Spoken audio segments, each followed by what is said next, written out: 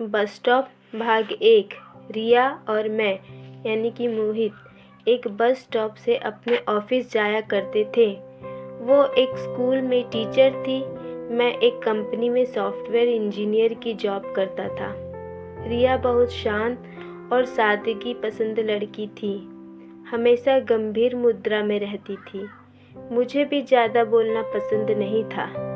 एक अजीब वाकया रोज होता था।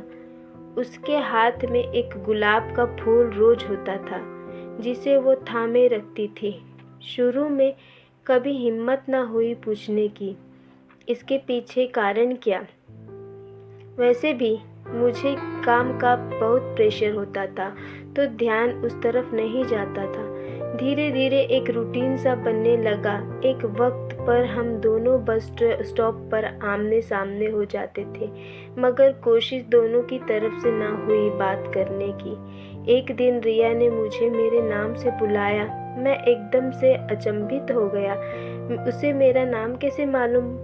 मैंने मुड़ के कहा, जी कहिए। उसने कहा कि आपके पास चेंज मिलेगा 1000 का। मैंने कहा चेंज तो नहीं है, आप 500 का है, आप कल मुझे वापस कर देना। एक बार तो उसने मना कर दिया, फिर ना जाने क्या मन में आया, उसने हाँ कर दी। हम दोनों अपने अपने ऑफिस चले गए। अगले दिन सुबह उसने आते ही सबसे पहले 500 रुपये वापस किए और मेरा धन्यवाद किया। मैंने वो पैसे ले लिए और एकदम से पूछा, आपको मेरा नाम कैसे पता चला? रिया एकदम से मुस्कुराई। आज पहली बार मैंने उसे मुस्कुराते हुए देखा।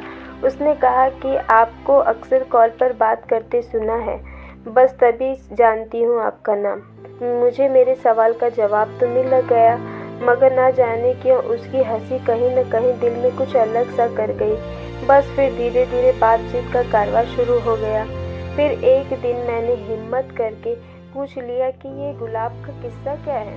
रिया ने कहा, लंबी कहानी। फिर एक दिन मैं रिया के साथ में ही बस में सवार हो गया। आज आप मेरे रूट पर कैसे? मुझसे झूठ नहीं बोला गया। मैंने कहा, तुम्हारी कहानी सुननी है। रिया ने मुस्कुराकर नज़र फेर ली, मानो मेरी जान निकल गई हो। उसने बताया कि उसकी मंगनी को 2 साल होने को हैं। वो अपने मंगेतर को बहुत प्यार करती है। वो ही पहला और आखिरी लड़का उसकी ज़िंदगी में आया था। वो आजकल विदेश में स्टडी करने गए हैं। ये गुलाब उन्हीं के लिए खरीदती हूँ। उसके मुंह से निकला एक एक लफ्ज़ चुभ रहा था, लग रहा था बस सब खत्म हो गया है। मैं बिना कुछ बोले अगले स्टॉप